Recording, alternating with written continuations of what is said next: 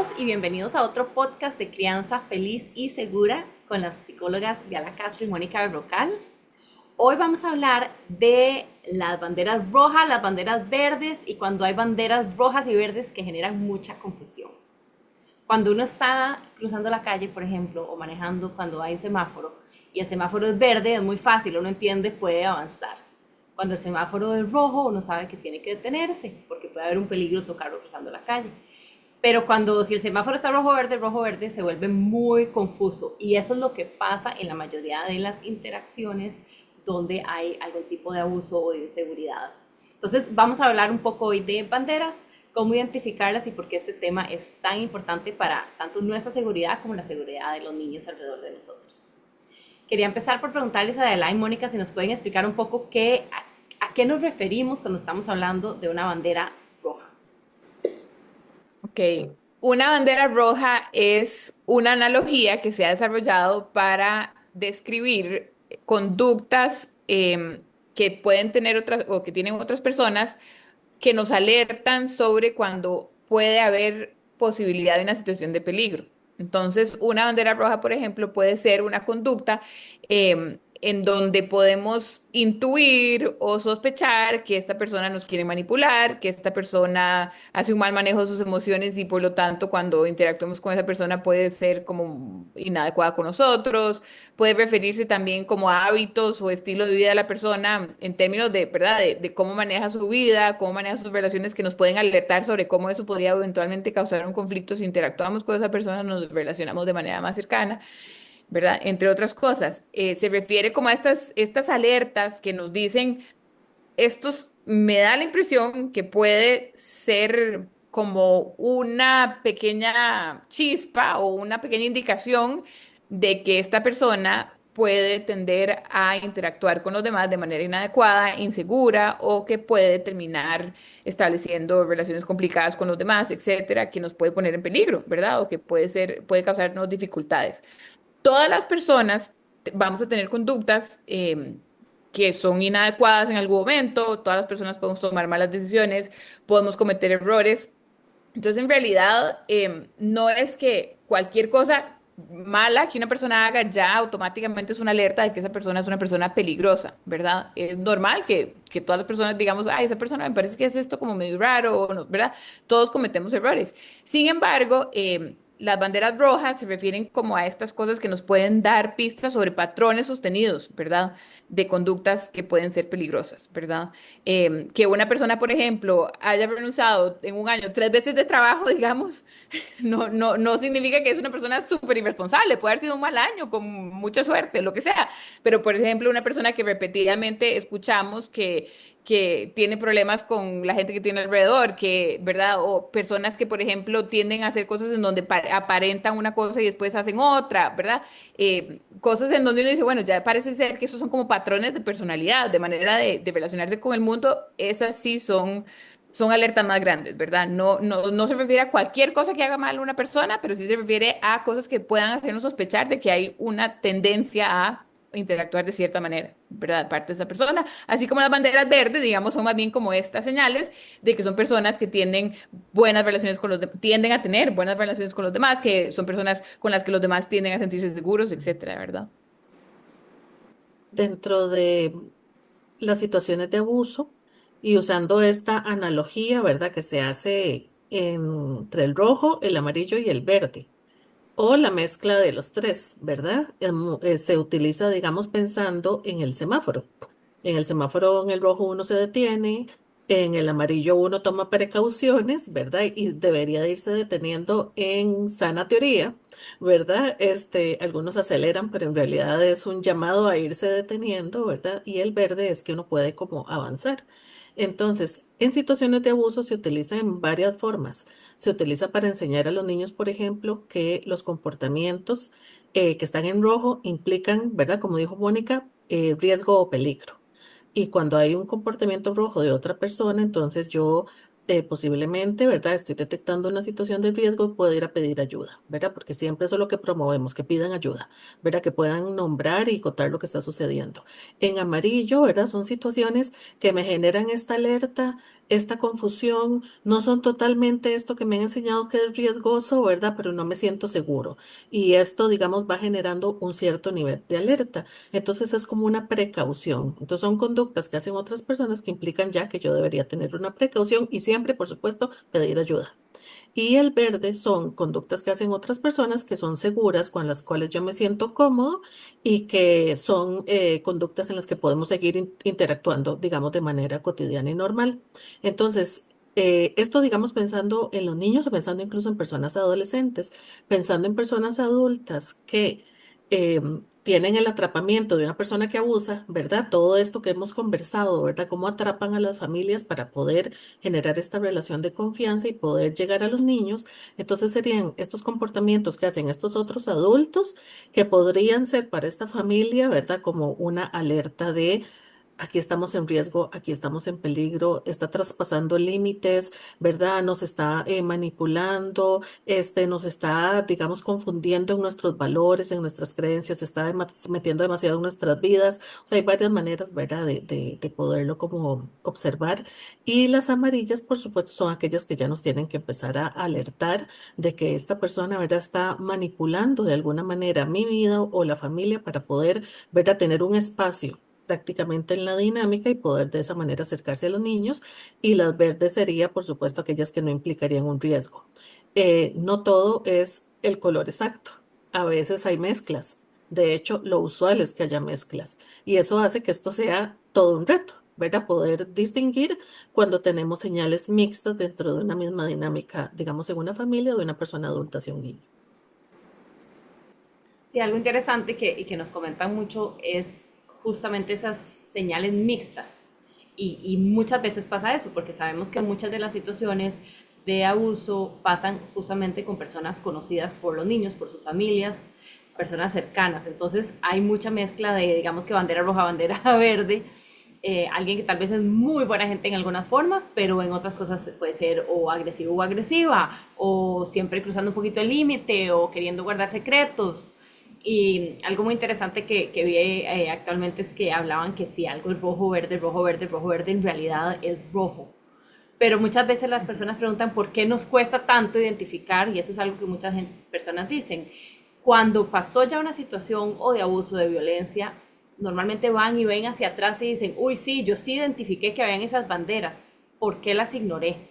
¿Verdad? Y eso es un poquito lo que quería preguntarles hoy, o sea, ¿por qué muchas veces cuando sí identificamos ciertas banderas rojas, es tan difícil como para nosotros reconocer que es una bandera roja, que aunque sea una persona cercana, que aunque sea una persona que queremos, que aunque sea una persona que tenemos una buena relación o que tiene una relación buena con nuestra familia o con nuestros amigos, es importante tomar acción? O sea, bandera roja quiere decir que es un tema importante, que hay que tomar acción, pedir ayuda, pero muchas veces como que nos autoconvencemos de que no es tan importante o tal vez nos da miedo hacerlo o muchas otras razones.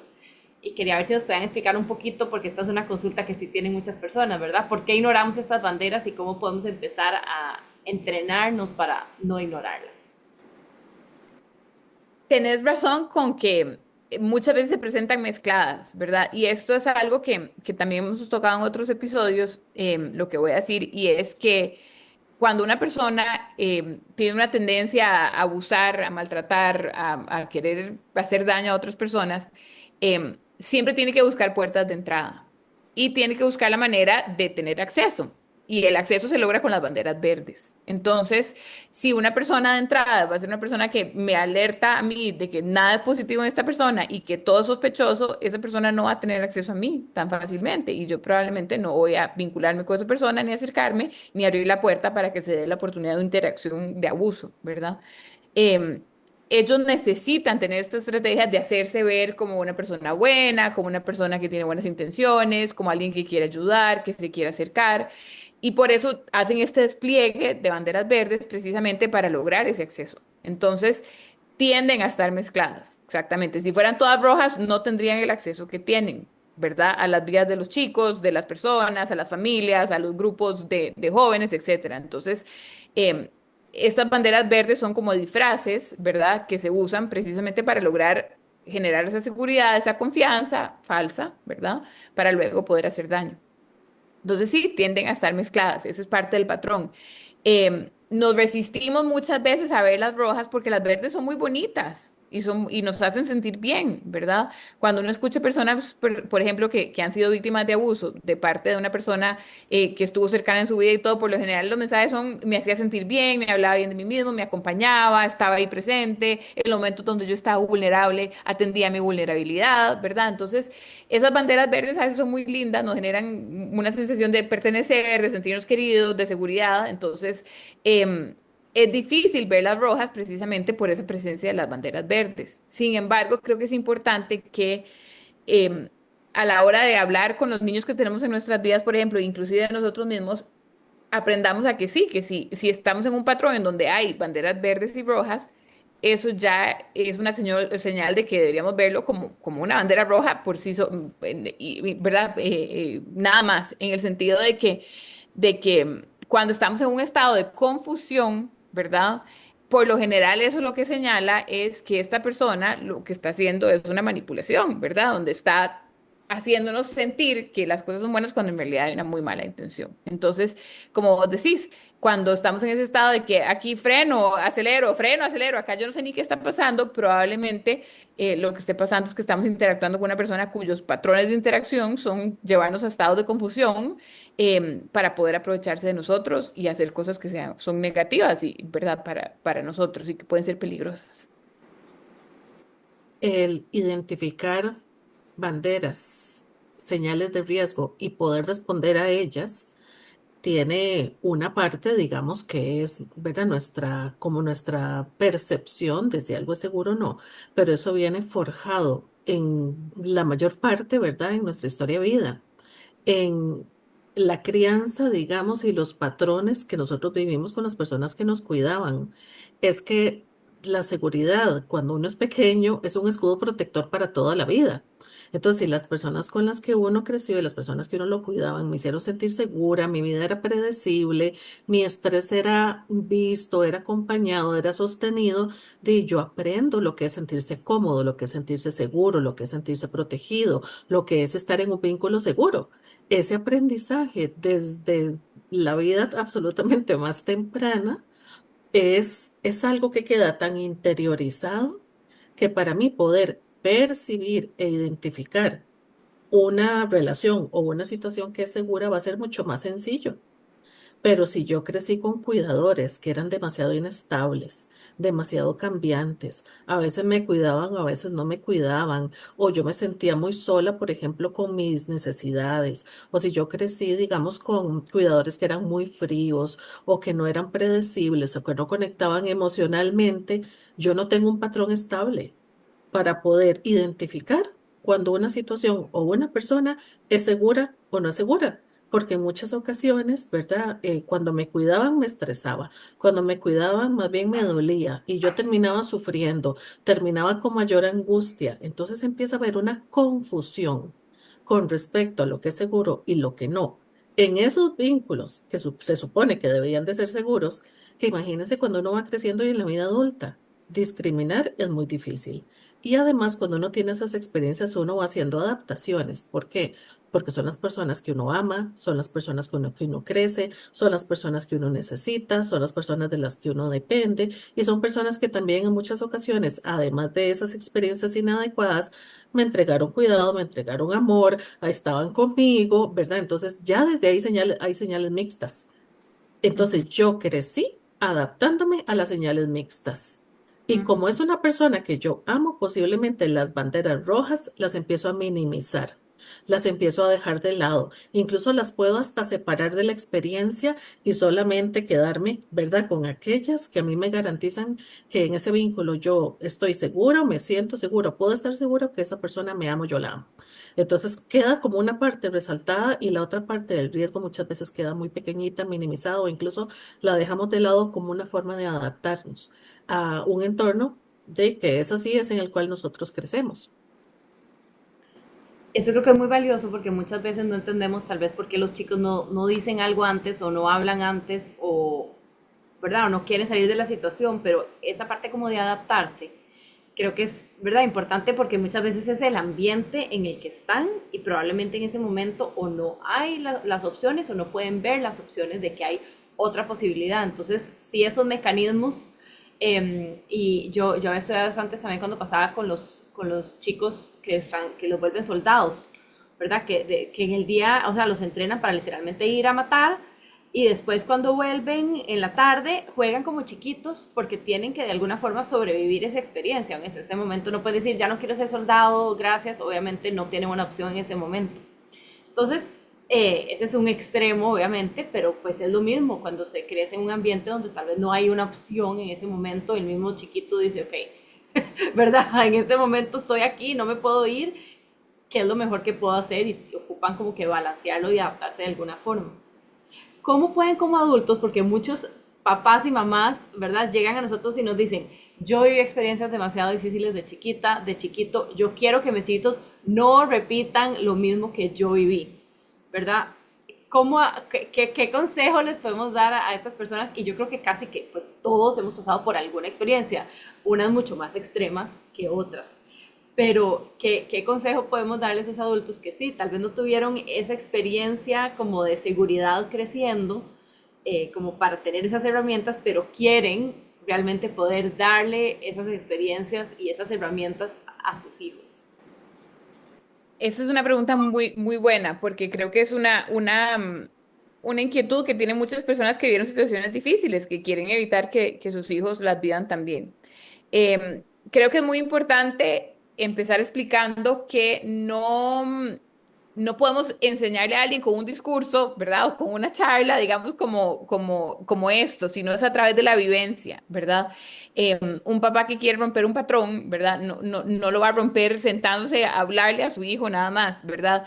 Lo va a romper dándole una experiencia distinta a su hijo. Entonces, lo más poderoso que ese papá o esa mamá puede hacer es elegir ser una persona segura para sus hijos y no caer en patrones de ser desorganizado y confuso en sus interacciones.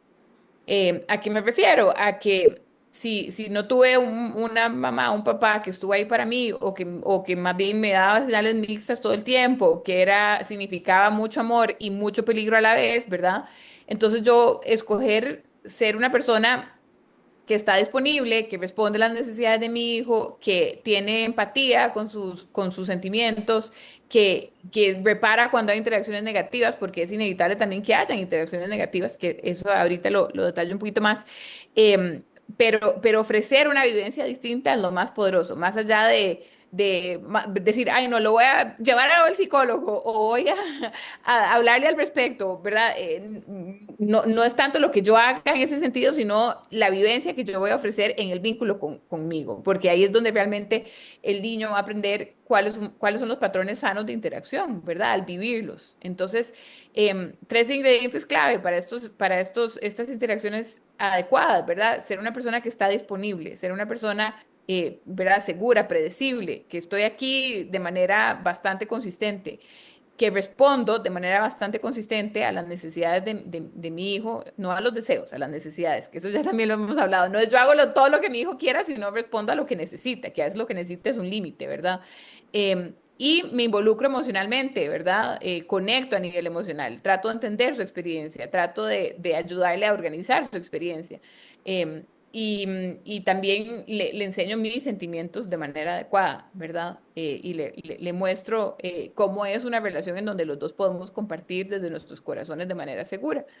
Ingredientes básicos. Muy importante, muchas veces los papás tienen como este miedo de que no quieren repetir patrones interactivos de su infancia, entonces creen que más bien tienen que hacerlo todo perfecto con sus hijos, ¿verdad? Y tienden más bien a sobrecorregir. ¿A qué me refiero? A que entonces empiezan más bien a caer en patrones de interacción con sus hijos en donde todo tiene que ser perfecto, donde nunca puede haber descontentos, donde nunca puede haber errores, nunca puede haber fallas, nunca mi hijo se puede molestar conmigo, ni entonces por lo tanto no pongo límites y hago cosas que son irresponsables, ¿verdad? Más bien, y pueden ser hasta negligentes con las necesidades de los hijos.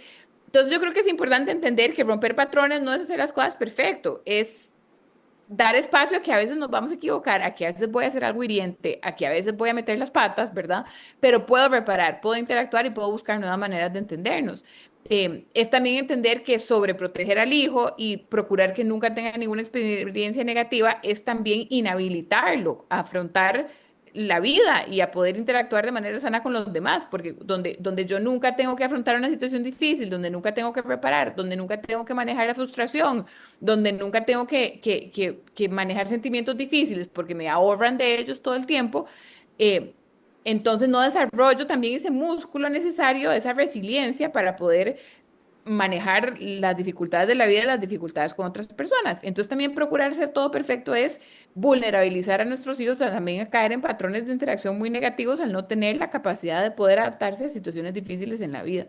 Entonces yo creo que es importante eso, aclarar que las dificultades en la dinámica con uno también son parte, y eso no es una bandera roja, es parte de ser un ser humano. Entonces también querer sobrecorregir también más bien puede poner a nuestros hijos en una posición de vulnerabilidad en el futuro con otras relaciones y con personas peligrosas. Entonces, em, es buscar ese equilibrio entre ser una persona segura a la vez de aceptar las realidades de ser un humano, ¿verdad? Interactuando con otro y lo que eso implica, ¿verdad? De errores, de reparación, de frustración, etcétera.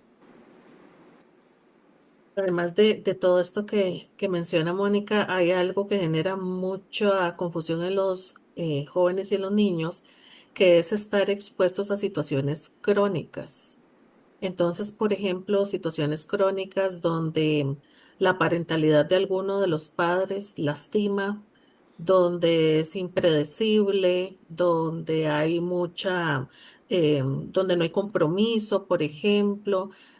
Entonces, aquellas situaciones que sean crónicas y repetitivas, a veces de parejas separadas, a veces de parejas en conflicto. em, eh, de cuestiones que llamamos como traumas relacionales, ¿verdad? Que es tener cercanía con personas muy complejas que confunden a los niños, que no les dan una certeza, digamos, que pueden un día ser comprometidos y otro día fallar. Esto muchas veces es por situaciones de violencia o por situaciones graves de salud mental que hace, digamos, que los vínculos se vean muy afectados. Cuando los niños están expuestos a situaciones crónicas y generamos estrés crónico en vínculos, ¿verdad? De este tipo, va a haber una gran dificultad para identificar también banderas rojas, ¿verdad? Porque a veces lo que vemos es uno de los papás muy comprometido con con los niños en un medio de una situación muy conflictiva, por ejemplo, de pareja o familiar. Entonces es que aunque estamos tratando de resguardar esa situación que tenemos ahí paralela, ¿verdad? O esa situación que tenemos que acompaña a eso también sí afecta. Entonces, a veces necesitamos, digamos, como un mayor trabajo a nivel, digamos, no solo de uno de los padres, sino también, ojalá, ¿verdad? Como de todas las personas cuidadoras o incluso de la familia, ir identificando y discriminando cuáles personas podrían estar lastimando con su presencia, digamos, a los niños y qué hacer al respecto, que no necesariamente es un distanciamiento, pero sí es algo, ¿verdad? Ya sea necesidad de algún tipo de intervención, necesidad de algún tipo de acompañamiento, pero estas situaciones crónicas, digamos, a nivel de los vínculos, a veces son los abuelos, a veces son los propios papás, a veces es la familia un poquito más extensa, a veces es el núcleo de la casa, sí va a generar una distorsión para identificar y saber qué hacer en banderas rojas. Hace unas semanas estaba dando una capacitación sobre el acompañamiento de niños y estábamos hablando de los temas de violencia, los temas de conflictos de separaciones, etcétera, y lo que la gente reportaba, que ya son personas que acompañan a niños, ¿verdad? Ya son profesionales o personas, ¿verdad? Que tienen un nivel de formación, es que nosotros pensábamos que todo lo que sucedía en nuestra familia era normal. Nosotros no nos cuestionábamos si esa cantidad de conflictos, si eso que teníamos que sostener del abuelo, de la abuela, etcétera, ni siquiera nos cuestionábamos que eso estaba mal, porque era nuestra familia y pensábamos que todos que teníamos que crecer así. Ven que son como situaciones crónicas que llevan como a una desesperanza aprendida o una indefensión aprendida. Las situaciones son así y uno se tiene que acostumbrar. Entonces, creo que hay que identificar cuando tenemos situaciones estresantes a nivel de los vínculos que sí son crónicas, porque eso sí va a distorsionar el aprendizaje sobre cuál relación es segura, cuál relación no es segura, qué puedo hacer en una relación cuando es insegura y cómo puedo pedir ayuda si eso no ha sido parte del aprendizaje y de la experiencia como Mónica lo mencionó. Qué valioso como ver más allá de solo la relación uno a uno, porque puede que una de las personas esté realmente comprometida, haciendo un montón de esfuerzo, tratando de hacer todas las cosas bien, no quiere decir perfectas, como dicen ustedes, pero bien, poniendo atención, ¿verdad? Al niño, a ellos mismos.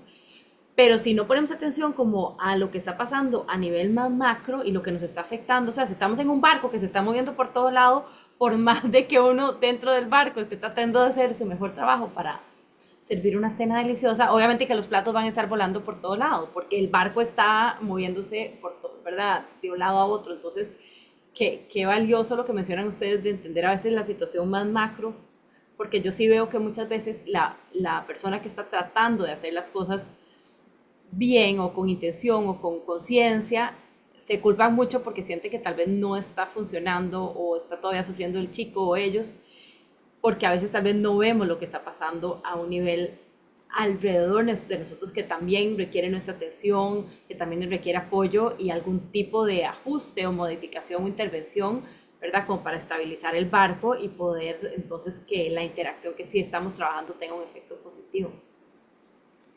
Exacto. ¿Cómo podemos enseñar cuando muchas veces estas interacciones, como hablan ustedes, en familia pasan mucho, ¿verdad? Bueno, que no salga la familia, ¿verdad? O pasan todas las familias, o bueno, así es en la familia, hay que sobrevivirlo. O también son personas que queremos o que hacen cosas lindas a veces y a veces hacen cosas no tan lindas. ¿Cómo ayudamos a tanto a los chicos y a los adultos, creo yo, pero a identificar que está bien a veces separar el comportamiento de la persona, ¿verdad? Porque a veces cuando tenemos como que poner un pincel y decir, esta persona es mala en todo, es muy difícil, especialmente cuando es alguien cercano. Y muchas veces cuando alguien habla de abuso, lo primero que responden es, ay, pero tan buena gente, ¿verdad? Pero en serio, es tan buena gente ese señor o tan buena gente esa señora, lo que sea, ¿verdad? Pero entonces, ¿cómo podemos separar para tal vez no decir, no estamos diciendo que todo en una persona es malo, o sea, todos puede que tengamos cosas positivas, ¿verdad? No quiere decir que el comportamiento no es agresivo, abusivo o que a veces sí hay que tomar decisiones para separar por el comportamiento de esa persona. Yo creo que es importante entender que a veces no separar estas conductas, ¿verdad? Negativas de la persona y querer como ignorarlas o disimularlas o taparlas es caer en complicidad, ¿verdad? Y esto nos expone a facilitar más el peligro, ¿verdad? Entonces yo creo que sí es importante dar un espacio a reconocer cuáles son algunas de estas conductas negativas y peligrosas, a la vez que también marcarlas ¿verdad? Como conductas que hacen las personas que están mal. Dependiendo de cuáles sean estas conductas y la gravedad y la amenaza que presenten para las personas, entonces se establecen los límites, ¿verdad? A veces los límites es, podemos seguir interactuando con estas personas bajo estas condiciones. A veces significan poder estar en presencia de esta persona solamente bajo esas condiciones, ¿verdad? Etcétera. A veces esas conductas son suficientes para decir, con esta persona no nos vamos a relacionar más, ¿verdad? Entonces, yo creo que no todo va en la misma caja, ¿verdad? Pero sí es importante entender que no darle un espacio a reconocer la peligrosidad, digamos, el peligro, digamos, no sé si peligrosidad es una palabra, pero al peligro, digamos, la posibilidad de peligro de estas conductas, em, puede más bien exponernos a situaciones más complicadas, ¿verdad? Poner límites a estas conductas, ya sean límites muy fuertes por el peligro o límites un poco como más intermedios, son estrategias para poder seguir sosteniendo relaciones con las personas con las que podemos tener algo bueno, ¿verdad? De interacción, proteger esa dinámica, mantenerla dentro de un ámbito sano o proteger a la persona de un peligro. Entonces creo que es importante validar la existencia de estas cosas, comunicarlas a nuestros hijos como esto que hace esta persona no está bien, es peligroso, ¿verdad? Y por lo tanto vamos a tomar estas medidas, ya sea para poder preservar un vínculo dentro de límites muy claros, porque si hay algo que vale la pena preservar, o para protegerte 100% esta persona porque son conductas demasiado peligrosas y que el límite tiene que estar marcado desde muy, muy atrás. El, el poder discriminar y hablar de las conductas de riesgo o conductas inapropiadas, por ejemplo, de una persona que uno admira o quiere, ¿verdad? O le tiene cariños, bien complejo. Como que ambas cosas tienen una gran dificultad para coexistir, ¿verdad? Entonces hay cosas, diga, y eso pasa desde digamos, de una relación tan cercana, por ejemplo, como un papá o una mamá, hasta la familia extensa, pero incluso hasta las amistades y los equipos, ¿verdad? Etcétera. Realmente no es algo fácil, digamos, como de observar, de comprender, de digerir, pero sí es parte de una reeducación que todos tenemos que hacernos, ¿verdad? Y una reeducación, por ejemplo, en que la familia hay que protegerla frente a cualquier cosa. Y nuestra familia puede estar, digamos, con personas que son seguras y son comprometidas y son, ¿verdad? Personas, con las cuales estamos protegidos, pero también hay personas con las que no, ¿verdad? Y hablar con la verdad sin calificar a las personas, porque una de las cosas que uno más escucha es que las personas, digamos, que lastiman son malas. Las personas que lastiman, ¿verdad? Tenemos que tenerlas lejos. A veces entran en categorías todavía un poquito más fuertes con las cuales nosotros no podemos categorizar a la gente que queremos. Y es ahí donde esta importancia entre, puede ser tu hermano, puede ser tu tío, puede ser tu abuela, puede ser tu abuelo, pero esta conducta, ¿verdad? Esta forma en que te habla, esta forma en que te trata, esto que intentó hacer, no es negociable, no forma parte de la familia porque el principal valor de la familia es la seguridad. No es la protección de la familia, es la seguridad que hay en los vínculos. Entonces, si nosotros cambiamos, digamos, el foco, creo, y nos reeducamos en torno a este tema, que yo creo que lo hemos intentado hacer, pero a lo largo de todo este tiempo, vamos a poder poner la mirada y nuestros esfuerzos en que creemos un vínculo seguro, que creamos un vínculo protector, no un vínculo leal a cualquier precio, ¿verdad? Porque la seguridad, el bienestar, la dignidad no, digamos, no puede ser el costo de mantener una lealtad en una familia. Entonces creo que en muchas ocasiones es no categorizar a las personas de una manera tan tajante, ¿verdad? Pero sí pueden tener comportamientos que son absolutamente inseguros, porque traspasan los límites de lo que es, ¿verdad? Mi protección y mi cuido. Y esa parte resulta, digamos, como muy importante hacer esa distinción. Y otro de los mitos, digamos, que tenemos que romper con respecto a la familia y las personas adultas es la obediencia ciega, ¿verdad? Que siempre había estado el respeto y la obediencia ciega. Entonces, lo que hiciera cualquier adulto de la familia, había que obedecerlo completamente y no cuestionarlo. Y si nosotros logramos romper eso, educándonos y educando a los niños sobre, no, es que esto implica pedir ayuda, es que esto no está bien, es que podrá ser tal familiar y tener estas características, digamos, tan graciosas y bondadosas en la familia, pero esto en específico que está haciendo no es admisible, ¿verdad? Y entonces, si cambiamos ese foco y les generamos esta posibilidad a los niños de que no todo hay que obedecerlo, ¿verdad? De que la obediencia tiene que tener un propósito detrás, por ejemplo, también creo que estamos previniendo un montón y trabajando, ¿verdad? Precisamente el poder eh, reconocer y pedir ayuda cuando hay una situación inapropiada.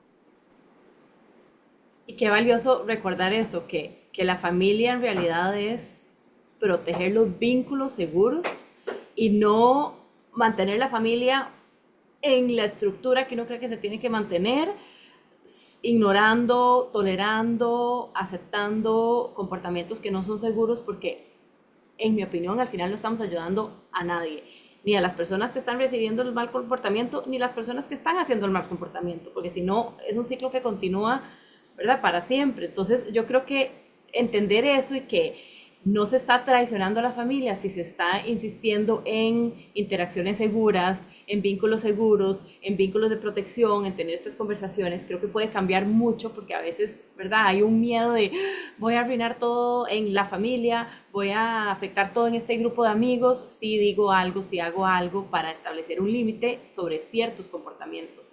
Y creo que eso es algo muy valioso y también parte por lo que hacemos este podcast es recordarnos a todos nosotros que no estamos solos, que pasa mucho, o sea, que estas situaciones de límites, de cruzar límites, de banderas rojas, verdes, todo es algo de todos los días que nos pasa a todos de alguna u otra forma.